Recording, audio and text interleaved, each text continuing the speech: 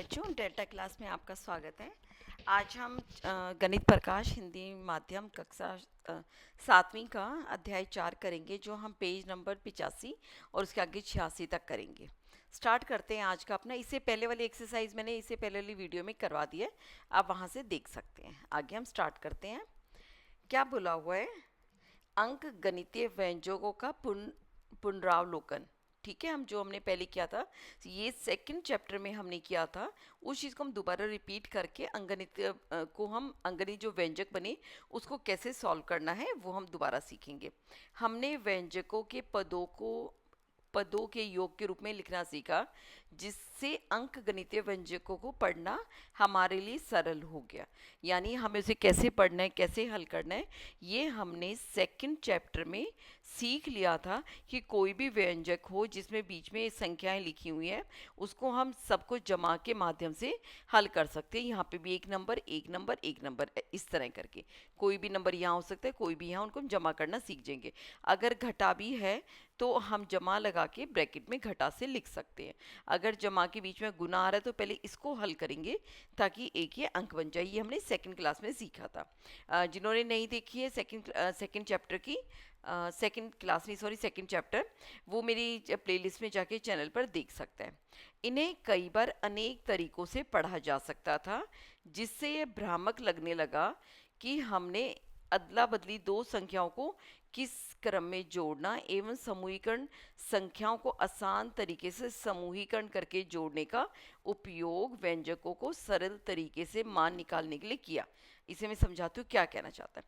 कि देखो, इस पढ़ने का मतलब, इसको हम दो तरीके से हल किया बच्चों ने। एक ने क्या कहा कि पहले हम 23 में से 10 घटा देंगे, यानी 23 में से 10 घटाएंगे, जो भी उत्तर आएगा उसको 2 से गुना कर देंगे। 23 में से 10 घटाए तो कितना बचा? 13। इसको 2 से गुना किया, 13 दूनी 26। दूसरे ने कहा नहीं, हम क्या करेंगे, पहले हम इनको गुना करेंगे। तो कितना आया? 23। इन दोनों को 10 गुना 2 को पहले हम इन दोनों को हल करेंगे, तो कितना होगा? 23 10 दूनी 20, और इसको हल करके आया 3। ये देखो, दोनों उत्तर है, कौन सा सही है?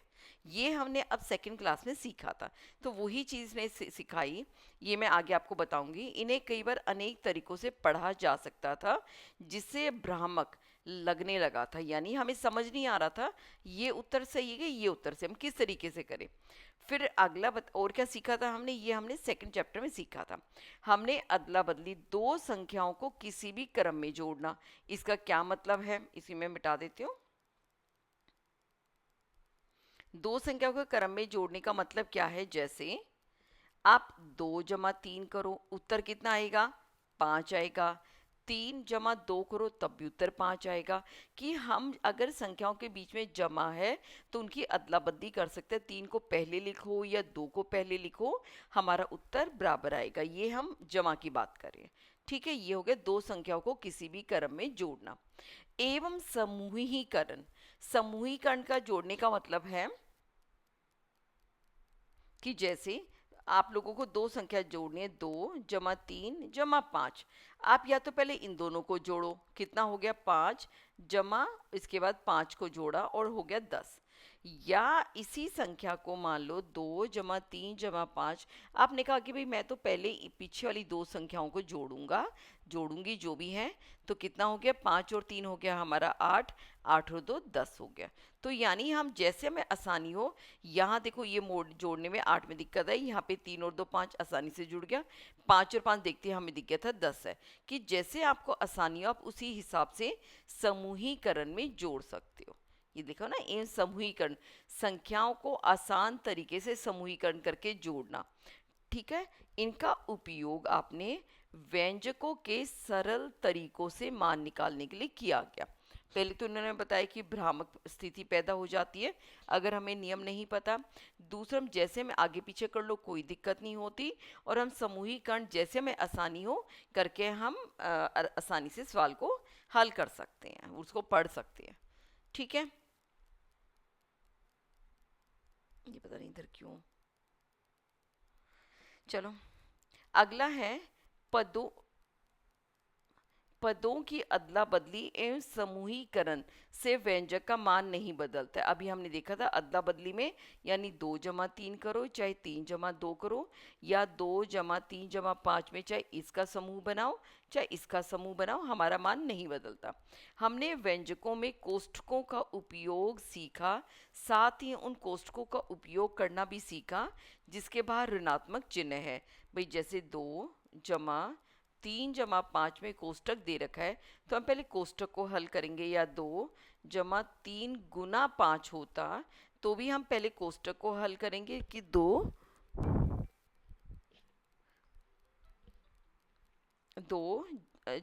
और 5 से 15, हमारा उत्तर हो गया 17। ठीक है, हमने ये हल करना सीखा। इसमें क्या है, कोष्ठकों का इस्तेमाल करने। और अगर मान लो कोष्ठक के बाहर अगर घटा का निशान है तो और अंदर 3 जमा 5 है, तो इस घटा के कारण इन दोनों के चिन्ह बदल जाएंगे। तो 2 घटा 3, ये भी 5 घटा का हो जाएगा, जमा घटा में बदल जाता है। या अगर मान लो 3 घटा 5 होता, जब इनको हल करते तो 2 घटा 3, इस घटा से ये जमा बन जाता, और फिर इसको हल करते हैं हम। ठीक है, हम ऋणात्मक चिन्ह भी सीख लिया। हमने वितरण गुण क्या होता है वो भी आपको अभी बता देती हूँ। ये आपका सेकंड चैप्टर भी साथ में रिवाइज हो रहा है। वितरण गुण का मतलब होता है जैसे 2 गुना अंतर होता 3 जमा 5। इसको हम दो तरीके से हल कर सकते हैं कि पहले अंदर का हमने जोड़ा, कितना हो गया 2, 5 और 3 8, और उत्तर आ गया 16। या हम कैसे कर सकते थे, इस 2 को पहले 3 से गुना करते, तो क्या लिखते, 2 बाहर गुना का चिन्ह है वही रहता, गुना 3, फिर जमा का चिन्ह है तो जमा लगाते, फिर इस 2 को 5 से गुना करते, जमा 2 गुना में 5। फिर हम हल करते, इन दोनों को गुना किया 3 दूनी 6, फिर इन दोनों को गुना किया 5 दूनी 10, और हमारा गया 16। जो हमने ये तरीका करके दिखाया है, इसको हम कहते हैं वितरण गुण। ठीक है, इसमें क्या बता रखा है, ये मैंने आपको हल करके तो बता दिया ना। इसमें अंदर क्या ये भी समझा रखा है, क्या बता रखा है, किसी योगफल का गुणज, यानी पहले आपने जोड़ा 3 जमा 5 और बाहर 2 से गुना किया, यानी किसी योगफल का गुणज हमने गुना कर दिया, उस उसके गुणजों के योगफल। और फिर हमने कैसे करके दिखाया, 2 गुना 3 जमा 2 गुना में 5, कि यानी पहले योग गुना करो और फिर योगफल कर दो, गुणजों के योगफल के बराबर होता है। ये हमारा वितरण गुण हो गया कि पहले जोड़ो फिर गुना करो, या पहले गुना करो फिर जोड़ो, बराबर होता है। ठीक है, ये सारी चीज मैंने आपको याद दिलवा दी है सेकेंड चैप्टर की। अब हम करते हैं आगे। आइए इन्हीं अवधारणाओं को दोहराते हैं और निम्नलिखित व्यंजकों के मान ज्ञात करें। ये हमें इन्होंने 7 क्वेश्चन दे रखे हैं। पहला इन्होंने हल करके दिखा रखा है। पहला क्वेश्चन क्या है, 23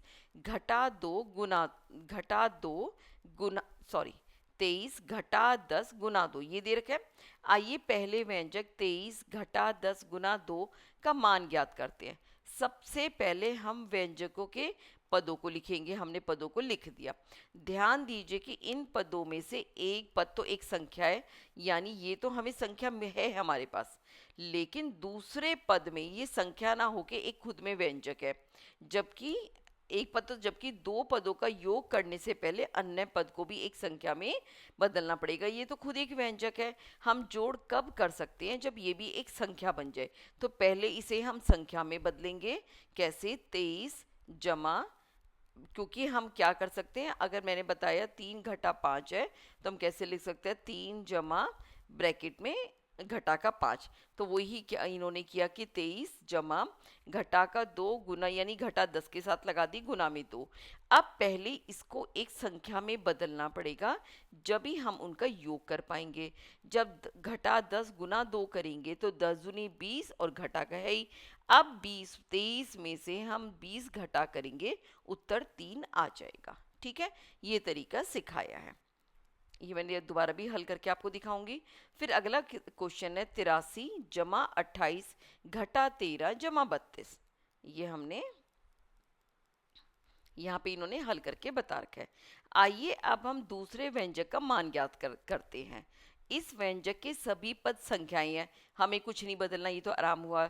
अभी हम पदों पर ध्यान दें तो हम पाते हैं पदों की अदला बदली करने से अथवा समूहीकरण करने से मान ज्ञात करना सरल हो जाता है। भैया पहले इन दोनों को जोड़ो, पहले फिर क्या है, ये जमा है घटा का है तो इसको जमा करके हमें अंदर घटा लेना पड़ेगा, ठीक है ना। और फिर उसमें से पहले इन दो, क्या अगर आप कोई समूहीकरण नहीं करेंगे, पहले इन दोनों को जोड़ो, फिर इसमें से ये घटाओ, ठीक है ना, इन दोनों को जोड़ो फिर ये घटाओ फिर जमा करो।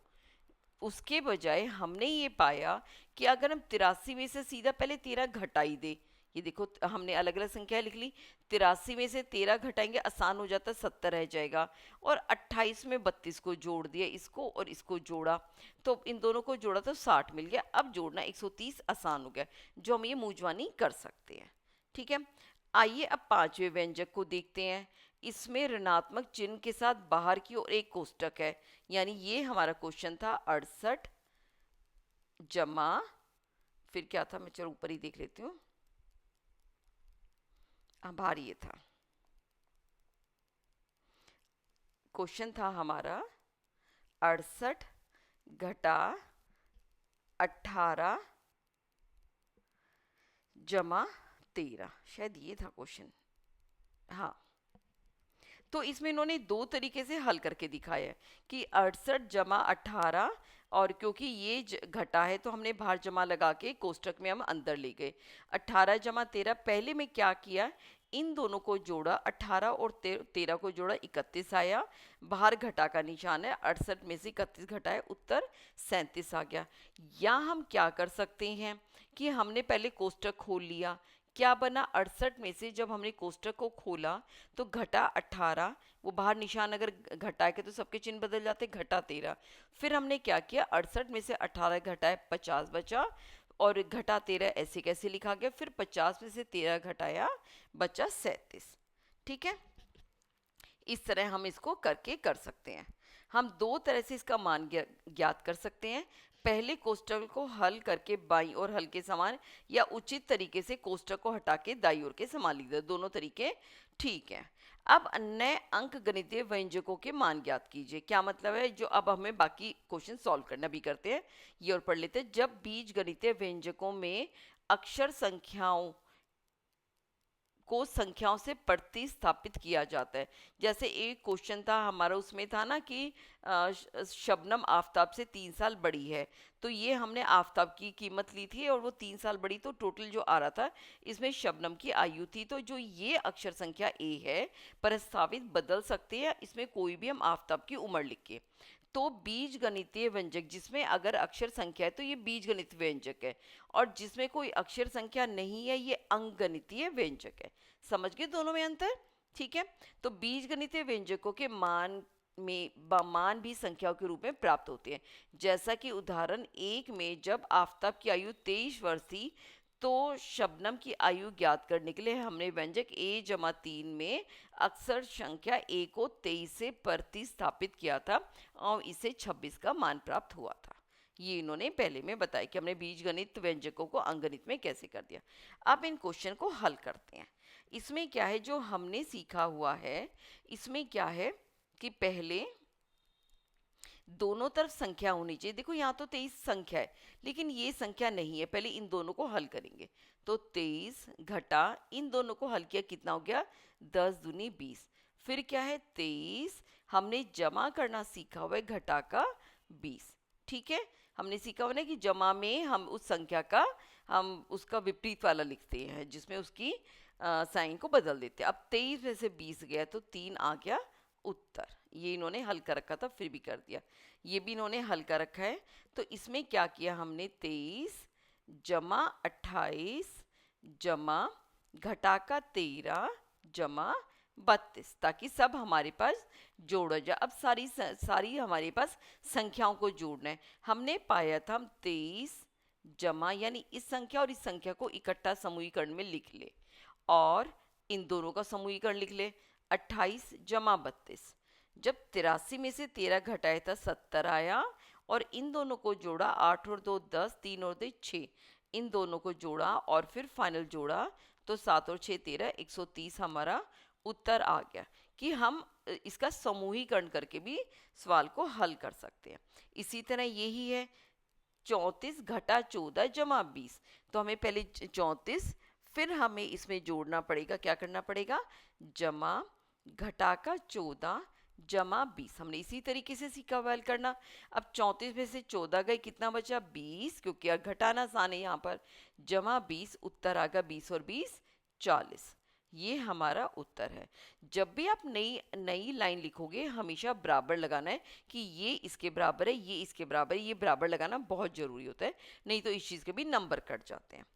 अब हम अगर अगले की बात करें तो इसको हम कैसे हल कर सकते हैं।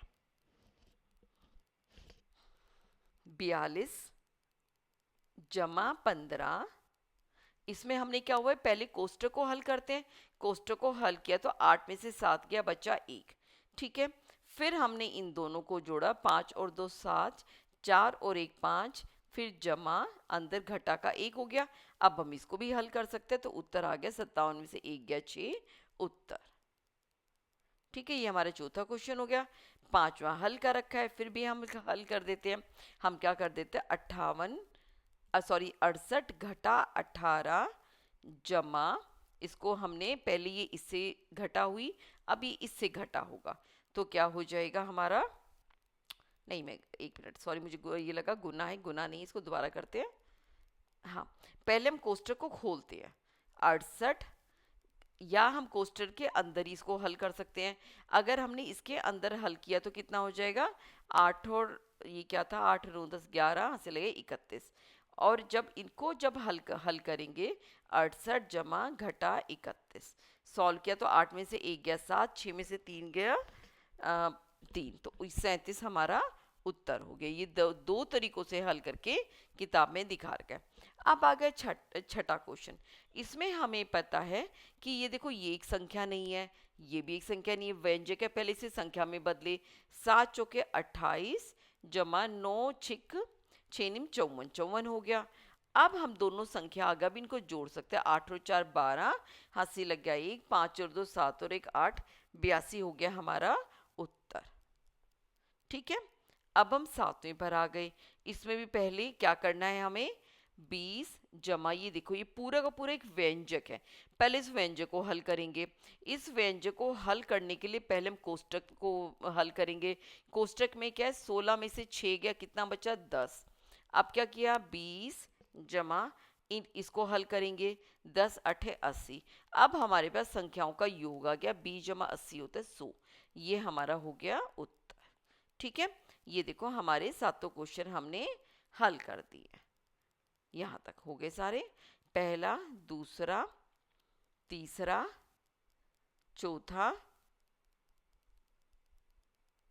पांचवा छठा और ये हमारा सातवां, ठीक है। ये हमने सारा कर दिया। अब ये है बीज गणितीय व्यंजकों में गुना का चिन्ह हटाना, ये नया टॉपिक है, हम अगली क्लास में करेंगे। तब तक अपना ध्यान रखिए, टेक केयर बच्चों।